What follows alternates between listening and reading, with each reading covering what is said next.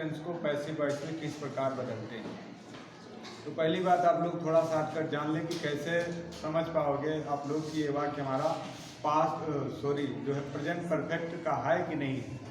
आप देख रहे हो कि अफर्मेटिव, नेगेटिव, इंट्रोगेटिव 3 टाइप के वाक्य ब्लैक बोर्ड पर लिखे गए हैं।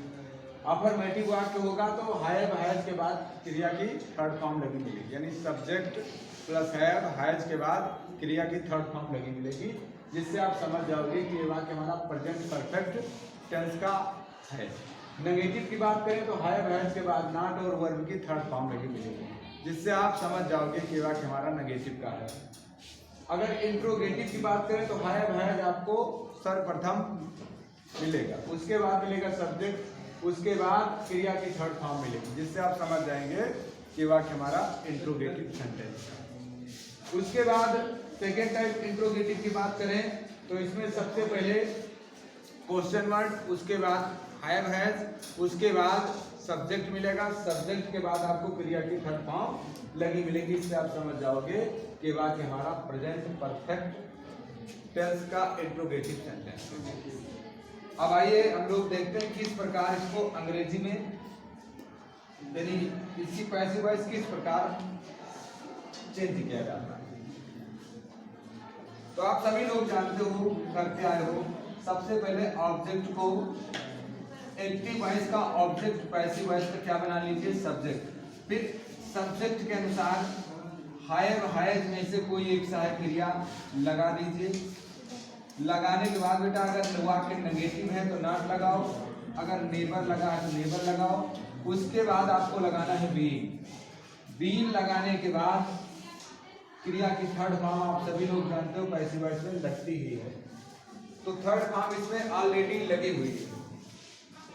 उसके बाद यदि कोई दूसरा ऑब्जेक्ट है तो आप उसे लिख सकते हैं, नहीं है तो कोई बात नहीं। उसके बाद आप लिखेंगे बाई लगाकर सब्जेक्ट को ऑब्जेक्ट बनाकर, और उसके बाद आप अदर वर्ड का प्रयोग कर सकते हैं यदि वाक्य में है तो, और फुल स्टॉप लगा। अब जरा देखिए, I have done my work, मैंने 10 एग्जाम्पल्स लिया है। अब लिखा है I have done my work, मैं अपना कार्य कर चुका हूं, तो माई वर्क यहां हो जाएगा ऑब्जेक्ट, सब्जेक्ट। तो माई वर्क के साथ आपको क्या लगाना है, हैज बीन। बेटा ध्यान रहे, आई बी यू दे व बहुवचन कर्ता के साथ यानी प्लूरल नंबर सब्जेक्ट के साथ हम क्या लगाते हैं, have. I be you they we बहुवचन कर्ता के साथ क्या लगाते हैं, हैव बीन। और ही सी व एक वचन के साथ लगाते हैं, हैज बीन। अब यहाँ देख रहे हो माई वर्क है, इसलिए मैंने लगाया हैज बीन, एक वचन। तो my work has been done, बेटा लगा ही है। उसके बाद बाई, आई का क्या हो जाएगा, बाई मी। अब जरा देखिए बेटा, आवाज नहीं, He has brought a book। अब यहाँ a book को हम बना लेंगे सब्जेक्ट, a book के साथ भी सहायक क्रिया क्या लगेगी, has been। a book has been brought third form लगा ही है, उठा लेते हैं उसको। a book has been brought by him, ठीक है, कर्म में लाओगे तो क्या हो जाएगा, by him। She has not completed, negative work है, she has not completed work। अब यहाँ वर्क को लाएंगे सब्जेक्टिव रूप में, तो वर्क हैज, अब वहां नॉट लगा तो यहाँ भी नॉट लगाना पड़ेगा। अब फिर क्या लिखेंगे, बीन। अब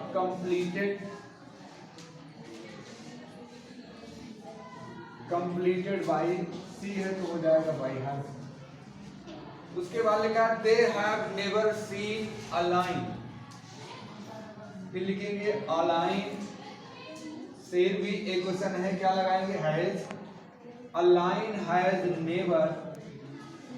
नेवर बीन लगाना मत भूलना, क्योंकि हैव बीन पैसिव वॉइस की सहायक क्रिया। सी लगा ही है, सी बाई देम, दे है तो हो जाएगा बाई देम। अब लिखा है राम हैज नॉट कॉल्ड अस। अब बेटा अस को सब्जेक्टिव फॉर्म में लाओगे तो क्या हो जाएगा, सब्जेक्टिव फॉर्म में वी हो जाएगा, तो वी के साथ आपको क्या लगाना है, हैव, तो वी हैव नॉट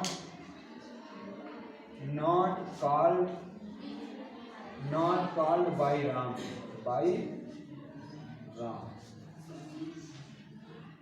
हाँ एक मिनट बेटा, बी नहीं लगाया, बी कॉल्ड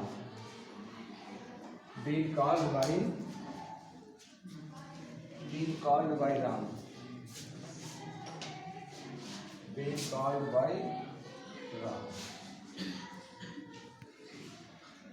उसके बाद इंट्रोगेटिव है, हैव यू स्कोल्डेड हिम। अब बेटा हिम को देखते हुए हम सहायक क्रिया क्या लगाएंगे, हैव है।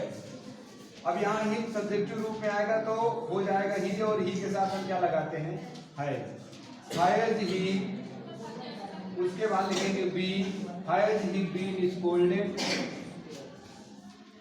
स्कोल्डेड बाय यू, और इसमें अंत में क्वेश्चन मार्क।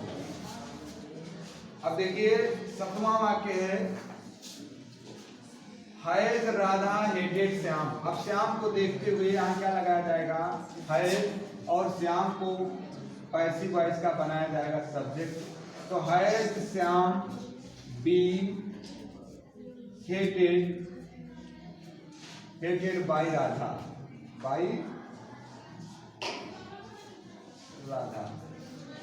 उसके बाद लिखा है व्हाट हैव वी सीन, हमने क्या देखा। तो हमारे द्वारा क्या देखा गया है, कर्म के विषय में क्वेश्चन है बेटा। तो what has been seen by us, what has been seen by us. Where has Deva done it, Deva ने इसे कहाँ किया है। अब इट को देखते हुए वेयर है तो वेयर का वेयर ही लगाएंगे। उसके बाद इट को देखते हुए सहायक क्रिया है, तो इट के साथ क्या लगेगी, हैज लगेगी। तो वेयर हैज इट बीन